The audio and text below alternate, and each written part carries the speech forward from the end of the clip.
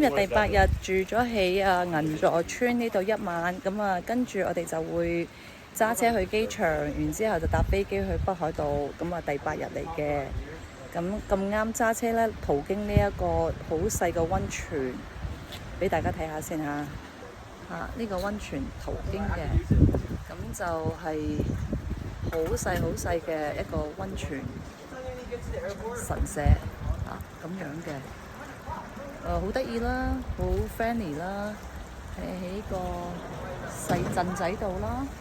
然之後嗱，呢度就會見到啲溫泉喺度出嚟嘅，係好重個硫磺味㗎，好重個硫磺味。咁有啲人擺啲眼仔喺度祈禱啦。OK， 咁我哋走㗎啦。跟住寫住好多啲樹，啲石頭寫咗好多字喺度。咁樣嘅。OK， OK， 我哋飛去北海道啦。